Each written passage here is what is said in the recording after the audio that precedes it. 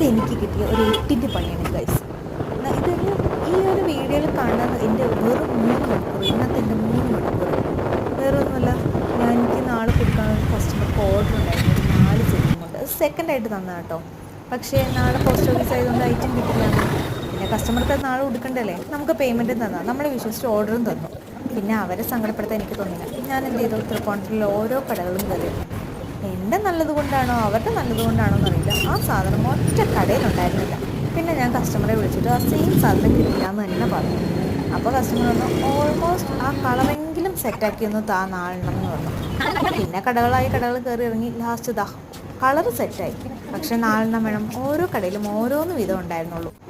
പിന്നെ ഒരു കണക്കിന് 4 സെറ്റാക്കി, സൈസും സെറ്റാക്കി എടുത്തു. അതുമായിട്ട് നേരെ കസ്റ്റമറുടെ അടുത്തേക്ക് തിരിച്ചു പോകുന്നു കേട്ടോ. അത് കണ്ടപ്പോൾ കസ്റ്റമർ ഓക്കെയാണ്. പക്ഷെ എന്നാലും അവർക്ക് ഉദ്ദേശിച്ച സാധനം കിട്ടാത്തതിൻ്റെ ഒരു പരിഭവം അവരുടെ മുഖത്തുണ്ടായിരുന്നു. എന്നാലും കുഴപ്പമില്ല എന്ന് പറഞ്ഞു. വണ്ടിയിൽ പെട്രോൾ തീർന്നു, പെട്രോൾ അടിച്ച് എൻ്റെയും എന്തായാലും തീർന്നായിരുന്നു. പിന്നെ കഞ്ഞിയും കുടിച്ച് ഞങ്ങൾ അവിടെ